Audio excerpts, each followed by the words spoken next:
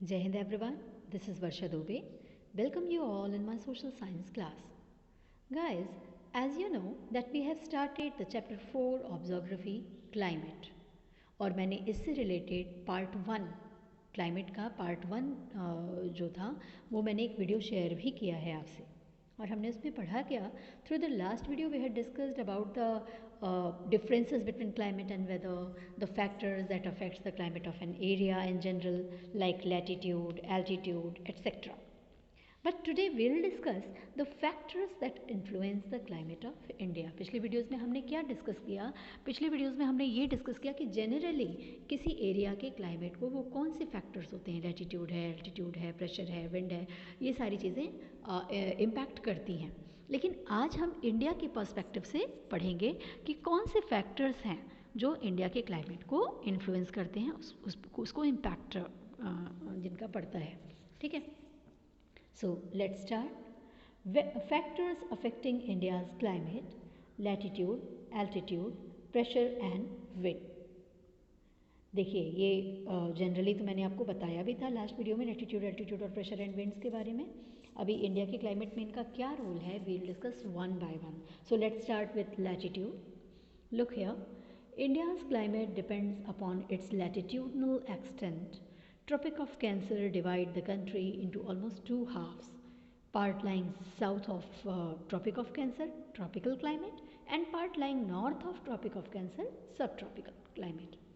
देखो, our climate depends upon the latitudinal extent. हमारा जो क्लाइमेट है वो लैटिट्यूडनल एक्सटेंट यानी लैटिट्यूड का जो विस्तार है लैटिट्यूड पर डिपेंड करता है. But here I want to clear you that climate is always influenced by the way latitude है ना. क्लाइमेट पे हमेशा लैटिट्यूड का प्रभाव पड़ता है, उससे इन्फ्लुएंस होता है. लैटिट्यूड से हमेशा क्लाइमेट इन्फ्लुएंस होता है. But there is no effect of longitude over it. Why? Longitude का इस पर कोई प्रभाव नहीं पड़ता, इसलिए हम लॉन्गिट्यूड के बारे में देखो कहीं डिस्कस भी नहीं कर रहे हैं. पर ऐसा क्यों? Because all longitude receives equal amount of sun rays and sun rays is the important factor that affects the climate. Sun rays का क्लाइमेट को इन्फ्लुएंस करने में बहुत इंपॉर्टेंट रोल होता है. और अगर हम लॉन्गिट्यूड की बात करते हैं तो लॉन्गिट्यूड पे तो सन रेज एक जैसी इक्वल होती हैं, तो उसमें कोई वेरिएशन या कोई ऐसा इम्पैक्ट वाली बात ही नहीं आती है ना.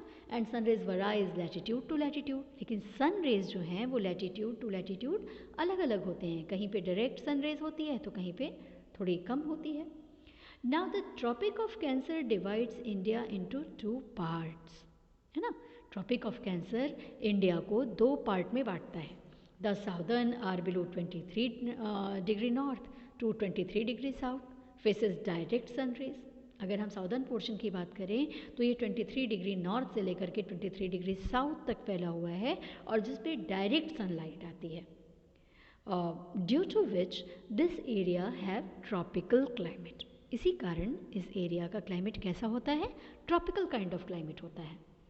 But just opposite above 23 degree south have सब ट्रॉपिकल क्लाइमेट. ठीक इसका उल्टा होता है ना. 23 डिग्री साउथ में अगर आप जाओगे तो वहाँ पे क्लाइमेट कैसा होता है? Subtropical. तो in this way we are having both type of climate, tropical भी और सब ट्रॉपिकल भी, because of latitudinal position. Latitudinal position के कारण हमारे यहाँ दोनों ही तरीके के क्लाइमेट देखने को मिलते हैं. Now will talk about altitude. Altitude controls the climate of an area. देखिए एल्टीट्यूड क्या है, मैंने कहा था ना, हाइट ऑफ अ प्लेस ना, किसी जगह की ऊंचाई, समुद्र तल से किसी जगह की ऊंचाई जो है वो एल्टीट्यूड कहलाती है. तो एल्टीट्यूड किसी जगह की हाइट है. And I have already discussed with you that how altitude controls the climate of an area. Now we'll see that how does it influence the climate of India. अभी तक हमने ये देखा था ना कि एल्टीट्यूड कैसे प्रभावित करता है किसी जगह के क्लाइमेट को. अब हम इसको इंडिया के पर्सपेक्टिव से देखते हैं. The effects of latitude on the climate of India. देखिए, there are some places in India which have higher altitude. Bharat में कुछ ऐसी जगहें हैं जो कि higher altitude पे स्थित हैं. जैसे Himalayas in the north, which have an average height of about 6,000 meters. देखो, I have told you earlier that as the one goes up from the surface of the earth, temperature decreases. है ना, जैसे जैसे हम अर्थ की surface से ऊपर की तरफ जाते हैं, या कोई बंदा अगर ऊपर की तरफ जितना जाता जाता है, टेम्परेचर जो है वो खुद फील करता है कि टेम्परेचर जो है वो डिक्रीज़ कर रहा है, तापमान कम होता जा रहा है, which means that climate will be cold there.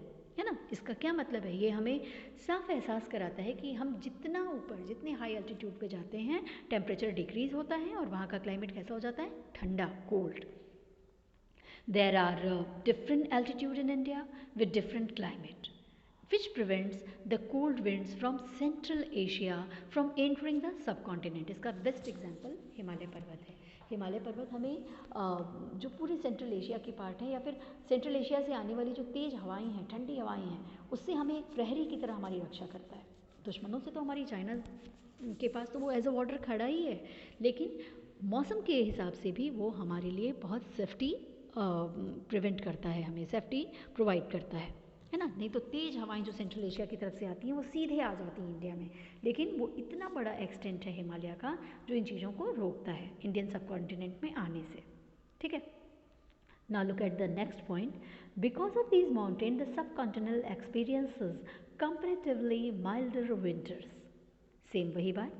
In this way, the altitude of Himalayas are influencing the climate of India positively. है ना, पॉजिटिव इफेक्ट पड़ता है क्लाइमेट पे इंडिया के हिमालय पर्वत का. Winters in India are not too harsh. है ना, इंडिया में ठंड तो पड़ती है लेकिन ऐसी बेहद नहीं पड़ती. जैसे आप पोलर रीजन में चले जाओ, बेतहाशा ठंड पड़ती है वहाँ पे. है ना, तो ऐसा यहाँ नहीं है. फिर है pressure and winds. India's climate and associated weather condition in India are governed by following atmospheric condition. कौन कौन से? Pressure and surface wind, upper air circulation, western cyclonic disturbances and tropical cyclones.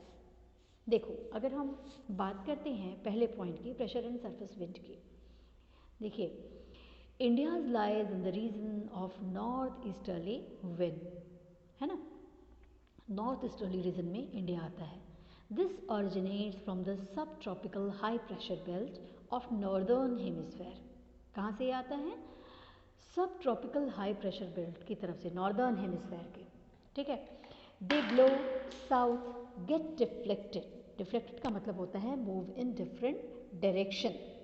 है ना, तो इस तरीके से क्या होता है, डिफ्लेक्ट का मतलब है मूव इन डिफरेंट डायरेक्शन, यानी वो अलग दूसरे डायरेक्शन में वो मूव हो जाता है. They blow south, get deflected to the right due to the Coriolis force and move and towards the equatorial low pressure area.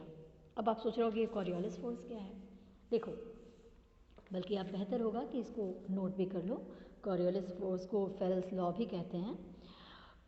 Coriolis force is an apparent force caused by Earth's rotation, है ना, which is responsible for deflecting the winds towards the right in the northern hemisphere.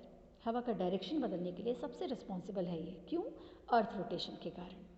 है ना, और कह सकते हैं that this is responsible for deflecting the winds towards the right in the northern hemisphere and towards the left in the southern hemisphere. So this is called the Farrell's law also. इसको हम Farrell's law के नाम से भी जानते हैं. Actually, these winds carry very little moisture, therefore they bring little और कह सकते हैं no rain, क्योंकि ये अपने साथ मॉइस्चर बहुत कम लाती हैं, इसलिए कभी कभी या तो ये बहुत हल्की फुल्की बारिश लेके आती हैं या तो फिर बिल्कुल नहीं होती. So India should be an arid land. है ना, तब आप सोच रहे होंगे तब तो फिर अगर ऐसा है तो भारत को तो एक सूखा देश होना चाहिए था, है ना, एरिड लैंड होना चाहिए था. But it is not so. लेकिन ऐसा नहीं है. क्यों? यहाँ बारिश नहीं होनी चाहिए थी ना. फिर आपके मन में ये आ रहा होगा, तो ऐसा नहीं है. क्यों? Because the climatic condition over India is unique. Bharat का जो क्लाइमेटिक कंडीशन है वो डिफरेंट है. अभी हम ये प्रेशर एंड सरफेस विंड की बात कर रहे हैं. During winter there is the high pressure area in the north of Himalayas. एक हाई प्रेशर एरिया क्रिएट होता है हिमालयाज में.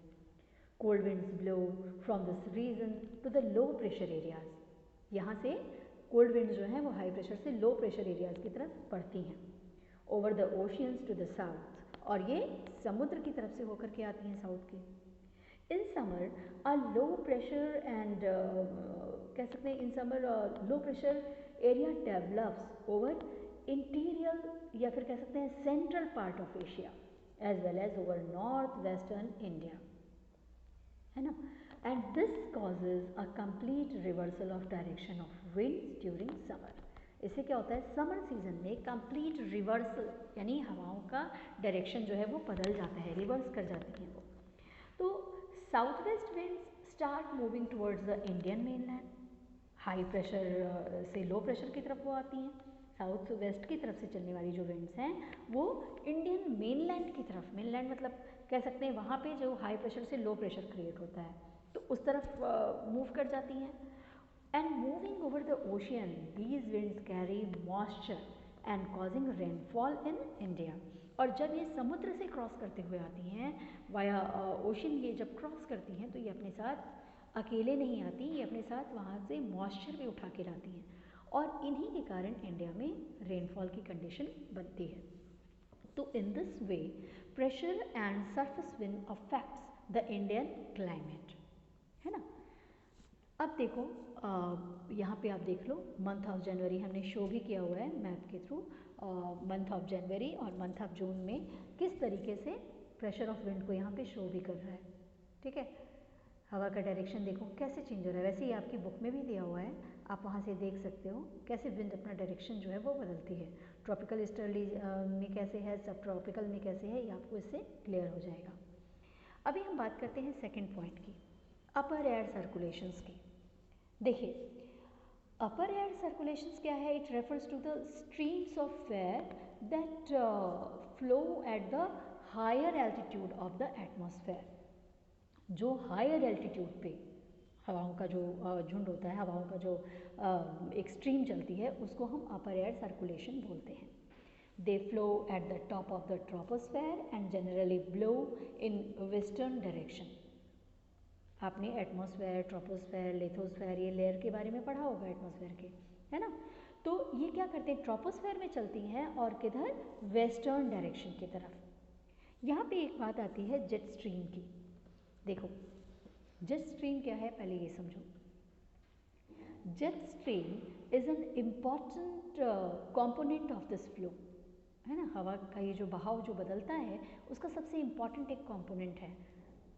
अगर हम इसको डिफाइन करें तो the upper tropospheric circulation flowing with very high velocity. फिर से सुनिएगा, what is jet stream, the upper tropospheric circulation flowing with very high velocity. Velocity कितनी, 110 kilometre per hour in summer and winters respectively and has a drastic meteorological impact over climate zone, है ना। Means they bring different types of changes on the different climate. ये jet stream जो है responsible होती हैं अलग अलग तरीके के क्लाइमेटिक चेंजेस लेके आती हैं।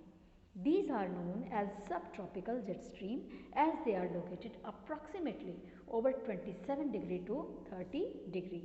इनको जेट स्ट्रीम क्यों कहते हैं, क्योंकि इनकी स्पीड बहुत तेज़ होती है एंड अप्रॉक्सीमेटली अगर हम बात करें तो 27 डिग्री से 30 डिग्री के उस पर डिपेंड करती हैं ये।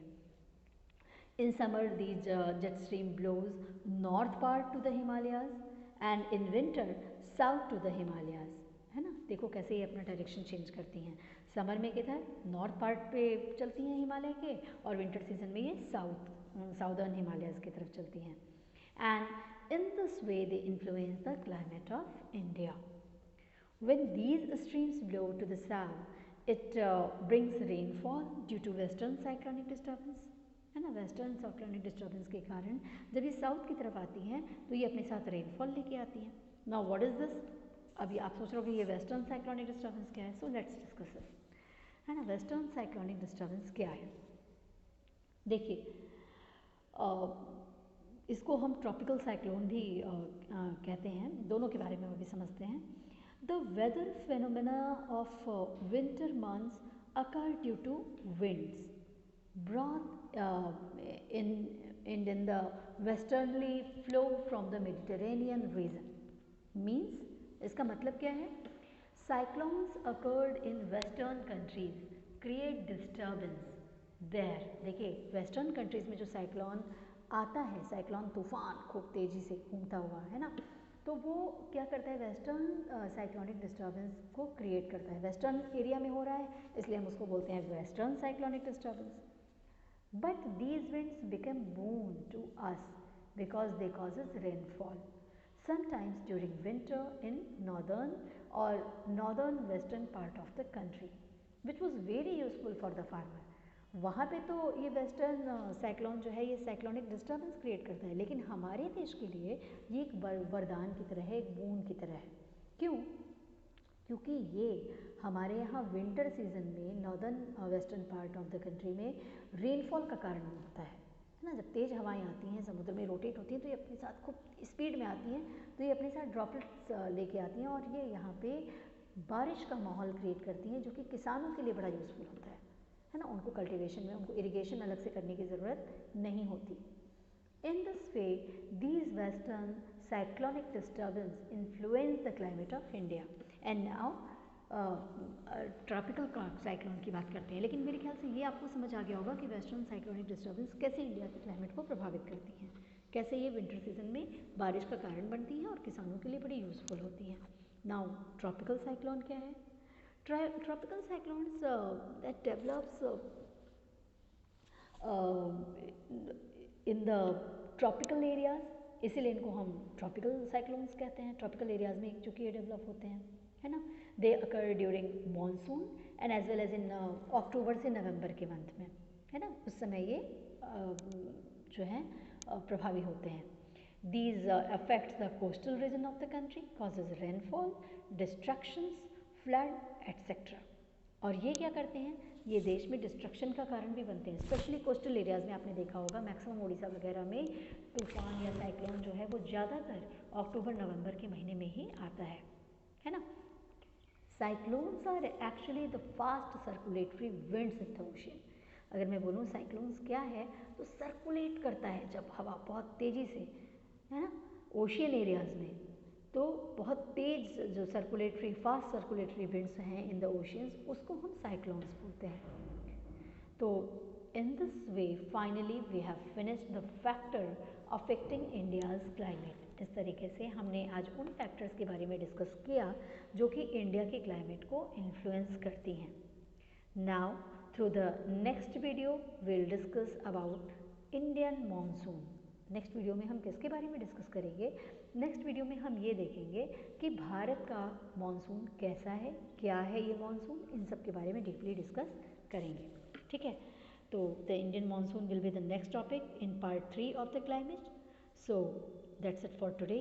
Please stay connected, keep learning, like, share and subscribe my videos, and don't forget to hit on the bell icon to get the notification of my upcoming video. Thank you. Jai Hind. Goodbye.